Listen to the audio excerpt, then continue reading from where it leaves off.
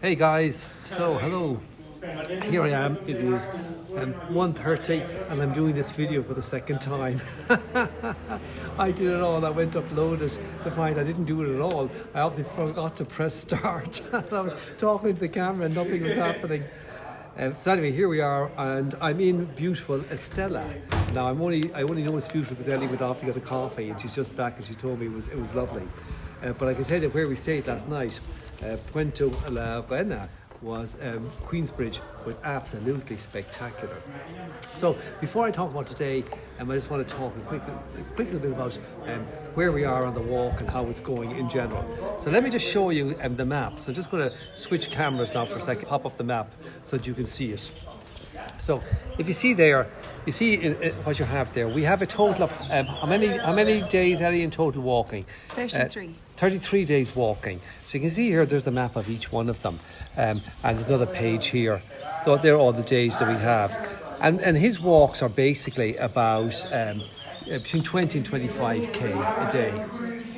So what we're sort of thinking is, at the moment we're doing 20 to 25k a day as per his guide, and we're bedding in well, I think. Ellie's here. I'm going to just turn the camera around so you can get Ellie in here as well. Ellie's here with me. So we're bedding in well in the sense that I think I don't mind the noise. That's the Spanish guys here. Great bunch of guys. But we're bedding in well in that our legs are fine. Ellie got a couple of blisters on one of her foot, but she says they're okay, it's no big deal. I have my little toe bleeding a little bit, where I think just the nail of it, pressure against the front of the shoe from the downhill sections, but no pain, everything is sort of fine. So I think we're bedding in well, and we're doing the 20 to 25k a day. And our plan, I think, is, and then you just jump in here, our plan, I think, is to try and do the same kind of distance probably for the next few days until we feel, we both feel really strong, right? Like we feel tired at the end of the walk. You walk at 20, 25k, it's warm or whatever, and you're flying up and down the hills. In fact, Ellie tells me we're doing about, what speed kilometres, actually walking time are we doing? So we walked for 5 hours, so we did a 13-minute and 30-second average pace. But that included all of our breaks. Like I don't pause when we stop for a coffee. So that includes the 20 minutes we took sitting having the whatever. pan of chocolat, whatever. Yeah. So we're definitely doing a lot faster. Yeah, so probably doing like, I don't know, 10, 11 minute kilometre pace, which is really fast. In fact, we are without doubt the fastest people on the Camino. Like we pass everybody. But interestingly, it makes no difference. You pass them by, you're bombing past them, you're flying up the hill or whatever, and they're plodding along. And then you stop to take a photograph and they catch up with you. It's really, really interesting. It's not like speeding in a car or on a motorbike where you really create gaps or distance between you and the other person. You don't really do that when you're walking. You create distance of like 500 yards or 400 yards. That's the distance you create after you bomb along and then walk the city for 10 kilometres. But anyway, our plan is now to do that, continue that for the next few days, see how we feel, if we feel strong, and then maybe up the mileage a bit, get up to... Towards the end. Pardon? Yeah, like for the first, at least week, if not 2 weeks. Yeah. We want to just kind of keep it steady. Keep it steady, strengthen ourselves, get ready. Ellie's, by the way, just in case anybody else doesn't know this, Ellie's in charge. I'm the tag along. But yeah, do this until we feel rock solid and steady and we feel that we've bedded ourselves in and we're used to walking every day. And then maybe up the mileage a bit, so maybe 30 kilometres a day or 30 kilometres a day. And if we do that, because in terms of timelines, so you give it to me, Ellie. There's a total of 3 stages. We've 5 done. Yeah, so there's 28 left. 28 left, and we've how many days? 31 days left. Okay, so that gives us 3 off days. If we create another 1 or 2 off days by doing 30k a day, that would really mean that basically every week we have a full day off. And what we sort of agreed, we've stayed at a pension yeah. once or twice. Once. And we really liked it in that you have privacy, you have your own bathroom, you sleep. I know I still snore and everything, but you don't have all the disruptions of people moving around to get a nice sleep. And we were thinking that you'd come in after your walk, because we finish our walk typically 11:30, 12 o'clock a day. We're starting at 6:30. And you'd have all that afternoon, all that evening, that night in your own room, all the next day, and another night, all free, and they'd be off the next morning. So you should be well rested. All the laundry should be done and dried, and the blisters should be burst, and so on and so forth. So that's sort of the plan. Now back to today, and just before today, let's talk about Puente la Reina, Queen's Bridge. What a beautiful town. I mean, maybe you can talk about it because you're the artist here. You know, medieval, non-touristy. Like, what are your thoughts on this? I thought it was spectacular. No, yeah, it's really, really beautiful.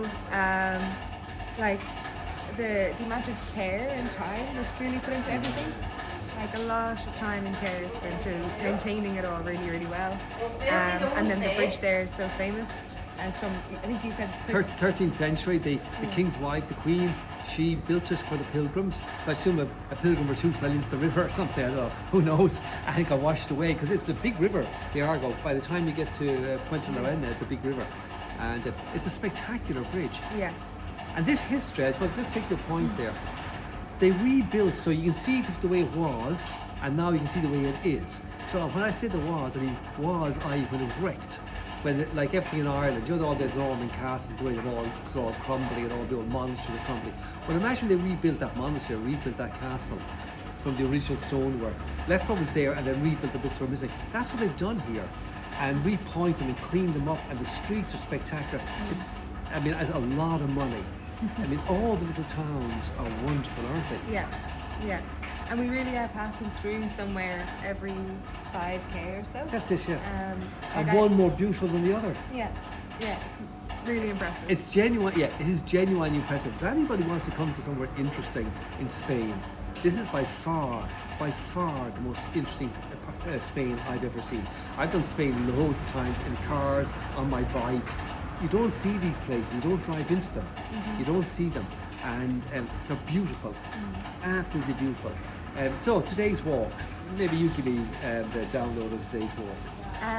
So I did 22.5 kilometers with about 500 meters of climbing for 5 hours. And I'm on a comment here, even though it's only 500 meters of climbing, holy cow. Oh, a couple, yeah. When we were doing the climbs, they were real climbs, weren't they? Yeah.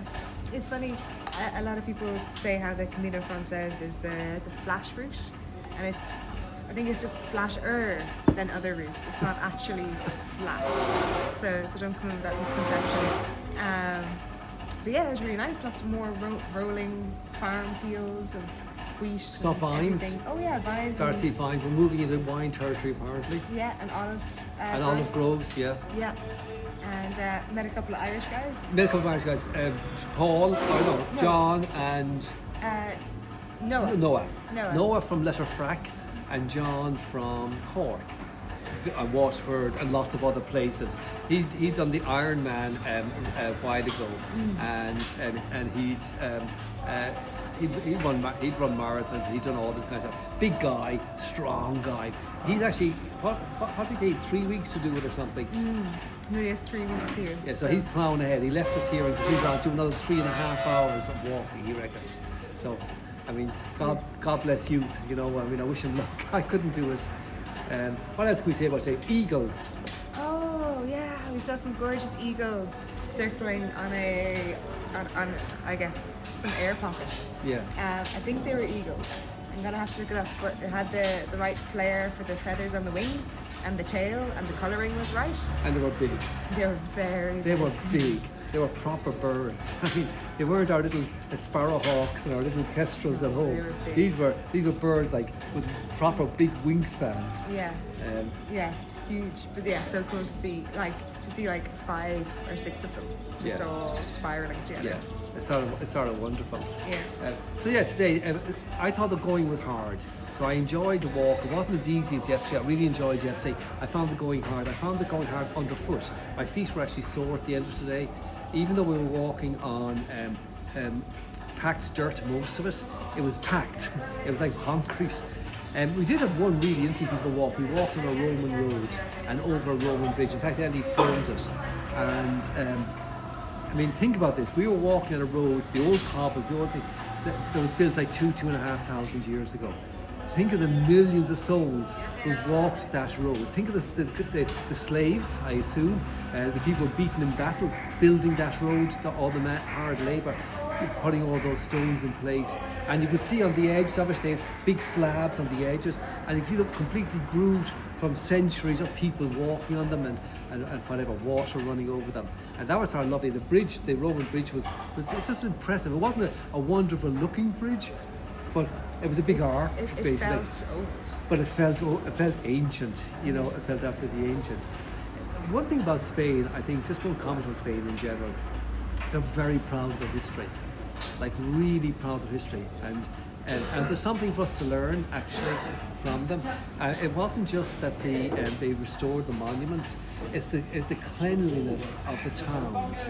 Like, everything was spotless. The old towns were pristine. I mean, there was no litter. When you saw a piece of litter, like an orange peel or a piece of plastic, you said, oh my God, because you saw a piece of litter. Really, really impressive. And clearly the people take care of all the grass, beautifully mowed. You know, I just think it's like really, really impressive. So how are we doing on the walk in general, Ellie? How do you think we're doing so far? You're doing great. Yeah. Yeah, it's going really well. Yeah, I'm very happy so far. And talk about pain for a moment. So, I'd say my pain level on the foot today, maximum, was 2. Now, I don't know if it's the cortisone, but how could it be the cortisone making such a difference? For sure the cortisone made a difference. I got it 2 weeks before I left, it made a big difference. But I was getting to a pain level of 4 all the time, let's say, when I moved on it at all.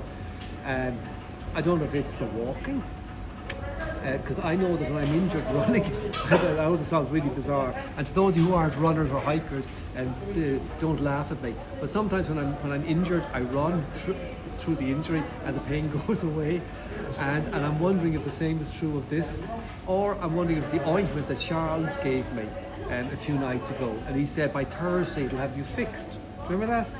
And so I'm rubbing this ointment in twice a day, every morning, every evening, maybe once in between. And I don't know, God, who knows these things. Any injuries for you? Any pain for you? No, like the blisters I kind of expected. I always have them at the start or something like this. So just to kind of carefully manage them a little bit and give another couple of days and feet will be used to it. So Ellie's idea, by the way, of carefully manage them is amputate, you know, I mean she attacks the things, I mean, but anyway, everyone has their own strategy. Has their own strategy, yeah. One last comment, sort of interesting, an observation. When you're on the Camino, you must engage with people. Now, for example, you will see there behind me, if you look back in the distance, you'll see a Frenchman called Henri. And Henri is having his lunch there at the moment. And Henri has walked from Colmar in Alsace, about 50 kilometres south of Strasbourg, if I recall correctly from my days in Strasbourg. So he's already done 100 days and almost 2,000 kilometres. And he's on his third or his fifth pair of shoes, I can't remember what he said, his third pair of shoes. But he's French. So I was gabbing away to him French. He was so happy to be able to talk French. He told me he hasn't spoken to anybody for 2 or 3 days. And that he's getting sort of lonely and da-da-da-da-da. And he said there's no French. He doesn't speak any English and he speaks a bit of German. But he said there's no French on the walk at all. There's nobody for me to talk to. Which is not true. I would say every second person I've spoken to is French.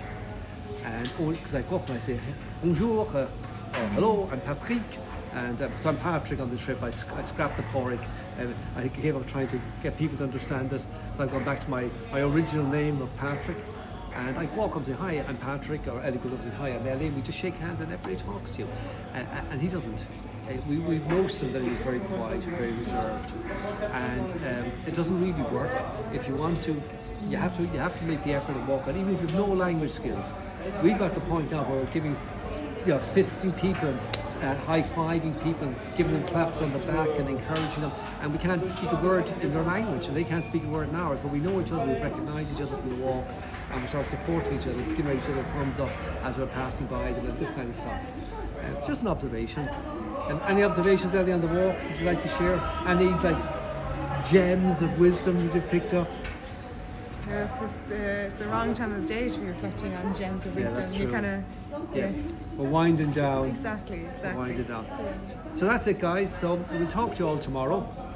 And yeah, all going well. Very happy. Like, yeah, very happy. Genuinely, having a great time. So what more could you man ask for? Talk to you tomorrow. Cheers.